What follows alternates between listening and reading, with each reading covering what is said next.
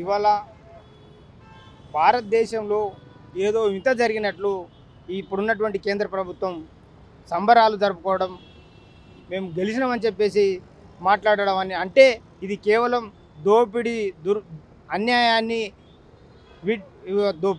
సామ్రాజ్యవాదాన్ని పెంచి పోషించడం అనేది మేము భావిస్తూ ఉన్నాం. ఇవాళ పేదల కోసం, అణగారినటువంటి ప్రజల కోసం ఒక 50 ఏళ్ళు 60 ఏళ్ళు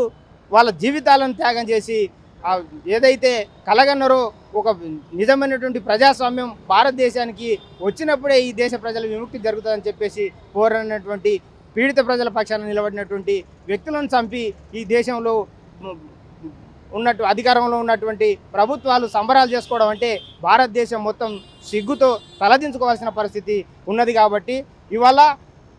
విదేశీయులు ఎవరైతే వేరే దేశం నుండి ఈ దేశంలో వచ్చి ఈ దేశ ప్రజలను హతమారుస్తున్నటువంటి వాళ్ళ దగ్గర చర్చలు జరుపుతామంటున్నారు తప్ప ఈ దేశ ప్రజల యొక్క అనగారినటువంటి మాటలు రానటువంటి అడవిని నమ్ముకొని బతుకుతున్నటువంటి ఆదివాసీ ప్రజల అభ్యున్నతి కోసం మొత్తం దేశంలో ఉన్నటువంటి అన్యాయాన్ని, దోపిడీకి అణచివేతకు గురవుతున్నటువంటి ప్రజల పక్షాన నిలబడి మాట్లాడుతున్నటువంటి మావోయిస్టు పార్టీ చర్చలకు వస్తామంటే ప్రభుత్వాలు చర్చలకు రాకుండా వాళ్ళని మొత్తాన్ని కూడకంగా హతమారుస్తున్నదంటే ఇక్కడ దేశ ప్రయోజనాల కోసం కాదు, సామ్రాజ్యవాదుల ప్రయోజనాల కోసం, పెట్టుబడిదారుల ప్రయోజనాల కోసం పనిచేస్తున్నది తప్ప ఈ దేశ అభ్యున్నతి కోసం, దేశ అభివృద్ధి కోసం పనిచేస్తున్నటువంటి పాలకులు కావాలనేది మేము అభిప్రాయపడుతున్నాం.